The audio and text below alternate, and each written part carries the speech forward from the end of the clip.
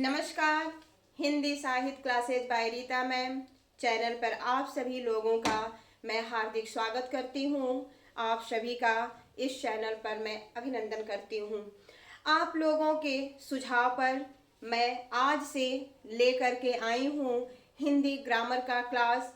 इस क्लास के माध्यम से मैं हिंदी में होने वाली अशुद्धियों पर मैं ध्यान देने की कोशिश करूंगी, या फिर इस मेरे छोटे से प्रयास से अगर मैं किसी के अशुद्ध शब्दों को शुद्ध कर पाऊं तो उसके लिए मैं अपने आप को धन्य समझूंगी। और यह मेरा प्रयास, छोटा सा प्रयास, मुझ जैसे तुच्छ प्राणी का प्रयास हिंदी साहित्य के लिए और हिंदी माँ भारती के लिए, हिंदी के लिए यह समर्पित है और हमारे चाहने वालों के नाम समर्पित है। तो आइए हम देखते हैं, आज का क्लास हम शुरू करते हैं। जैसा कि हमें दिख रहा है, भाषा विचार। सबसे पहले तो हम ये विचार करेंगे, हम आपसे जो बात कर रहे हैं यह बात क्या है। हम भाषा के माध्यम से अपने विचारों का आदान प्रदान करते हैं, यह सभी को पता है। और एक बात मैं बता दूं, हिंदी साहित्य में हिंदी ही एक ऐसी भाषा में, हिंदी ही एक ऐसी मातृभाषा है जो पूर्ण रूप से वैज्ञानिक है। पूर्ण रूप से वैज्ञानिक है क्योंकि इसमें जिस ध्वनि का उच्चारण हम करते हैं उस ध्वनि को ठीक उसी प्रकार हम लिखते हैं, जबकि अन्य लिपियों में, अन्य भाषाओं में हमें यह सुविधा नहीं मिलती है। दूसरी बात कि यह जो देश हिंदी है, हिंदी हमारे देश की राजभाषा है, आप सभी को पता है।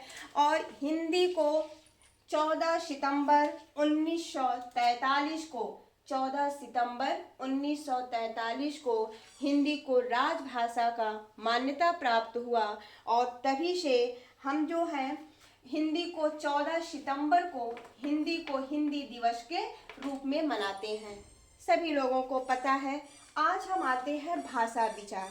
जैसे अगर मुझे आपसे एक किताब मांगनी है तो हम अपने भाषा के माध्यम से आपसे संचार करेंगे या फिर आपसे हम विचार करेंगे। जैसे मुझे एक किताब दे दो, किताब में अगर जो मैं नाम लेती हूँ, मुझे हिंदी की किताब दे दो, हिंदी ग्रामर की किताब दे दो, तो यह भाषा विचार है जिसमें हम अपने विचारों का आदान प्रदान करते हैं। तो सबसे पहले इन भाषा के लिए हमें किसकी आवश्यकता पड़ती है? वर्ण की आवश्यकता पड़ती है। तो हमारे हिंदी में वर्ण जो है दो प्रकार के हैं। भाषा विचार में वर्ण जो है, वर्णमाला स्वर और व्यंजन से मिलकर बने हैं। जैसे आप यहाँ देख सकते हैं स्वर और दूसरा है व्यंजन, ठीक है। यहाँ पर मैं एक और चीज लिखी हूँ, जैसे कि हमने बोला कि हिंदी वैज्ञानिक भाषा है जिसमें हम जिस वर्ण का उच्चारण करते हैं उसी वर्ण को हम लिखते हैं। जैसे अगर जो हम बोलते हैं कमल तो क म ल, लेकिन वही इंग्लिश में है या रोमन लिपि में है, अगर जो हमें कहीं सी से क मिल जाता है, कहीं के से क मिल जाता है, उच्चारण हम कुछ और करते हैं और उसके लिए वर्ण का प्रयोग हम कुछ और करते हैं। लेकिन हमारे हिंदी में स्वर पे हम आते हैं, स्वर और व्यंजन। स्वर में स्वर कितने प्रकार के होते हैं? तो स्वर हमारे हिंदी भाषा में 3 प्रकार के होते हैं प्रमुख रूप से। तो 2 हैं, ह्रस्व स्वर और दीर्घ स्वर। ह्रस्व स्वर और दीर्घ स्वर। प्लुत स्वर, प्लुत स्वर के बारे में बहुत सारे लोग नहीं जानते हैं और यह जो है बहुत समय तक हमारे मन में यह विचार उठता है अगर जो हम इस तरह के उस शब्दों को देखते हैं।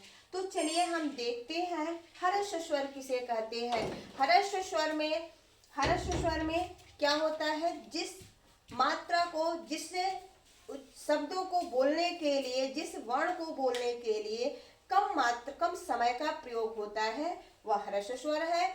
और जहां पर अधिक लगता है वहां पर जैसे दीर्घ स्वर होता है। जैसे ह्रस्व स्वर ये है हमारे अ, ई, उ और री। इस क्या है, इस स्वर को बोलने के लिए हमारा कम मात्रा लग रहा है, जबकि दीर्घ में अ का डबल यानी कि अ से डबल मात्रा लग रहा है। जैसे आ, छोटी, छोटा ऊ, जैसे हम बोलते हैं आ, तो ये आ, ई ह्रस्व स्वर, ई दीर्घ स्वर, उ ह्रस्व स्वर, ऊ दीर्घ स्वर, ए ओ ये हमारा क्या है, दीर्घ स्वर है। उसके बाद से होता है प्लुत स्वर। प्लुत स्वर में हर्ष और यानी कि दीर्घ जो है डबल, दोगुना जहां पर स्वर उत्पन्न हो वहां पर प्लुत स्वर होता है। जैसे कहते हैं ओ,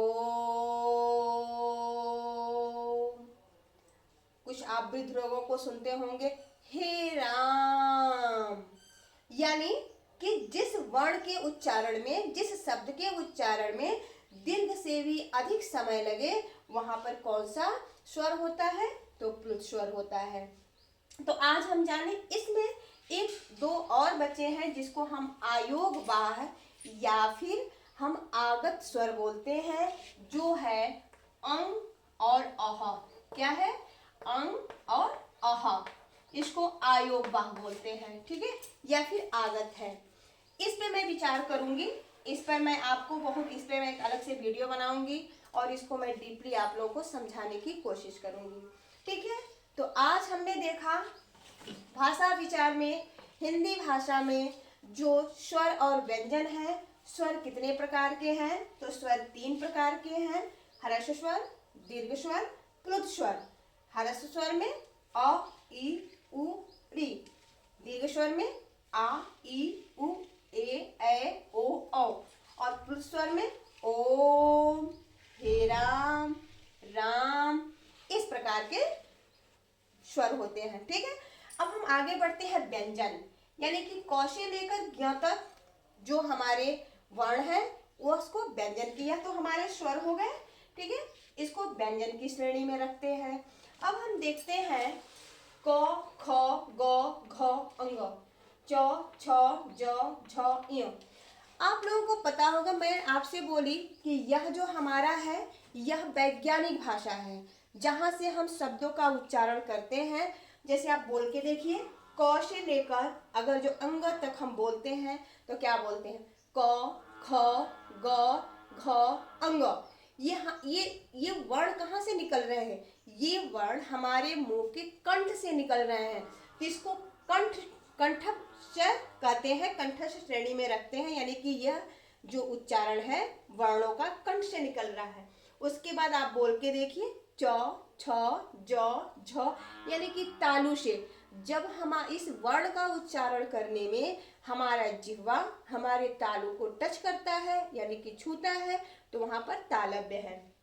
तो थ द ध न, इस वर्ण का जब हम उच्चारण करते हैं तो हमारा जीभ जो है हमारे दांत को छू रहा है, तो यह दंतस्य वर्ग है, ठीक है। प फ ब भ म, इस वर्ण को आप बोलिए। इस वर्ण को बोलने के लिए हमारा, अगर जो हम ऐसा कोशिश करते नहीं हम बिना ओठ के छुए बोल सकते हैं, जरा बोल के दिखाइए, नहीं बोल सकते। यही वो आधार है जिसके आधार पर हिंदी को वैज्ञानिक भाषा की श्रेणी में हम रखते हैं, ठीक है। तो ये प फ ब भ म ओठस, यानी कि ओठ से उच्चारण हो रहा है।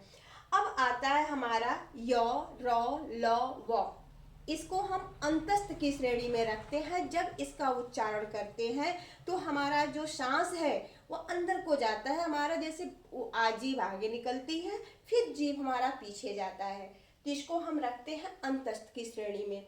फिर हमारा आता है श श श ह, यह जो है उष्ण, इसमें उष्ण श्रेणी में आता है, जिसमें अधिक ऊर्जा लगती है, अधिक श्वास लगता है। फिर उसके बाद से हमारा आता है संयुक्त वर्ण, जो है छ त्र ज्ञ, छ त्र ज्ञ, और श्र भी आता है, श्रमिक वाला श्र, इसको हम रखते हैं संयुक्त श्रेणी में। और आपको मैं बता दूं, ज और फ, यह आगत व्यंजन है जिसको हमने लिया है। इस पर भी मैं अलग से वीडियो बनाऊंगी क्योंकि इस पर विस्तार से चर्चा करने की आवश्यकता है। तो मेरे प्यारे बच्चों, आज मैं आपको स्वर और व्यंजन के बारे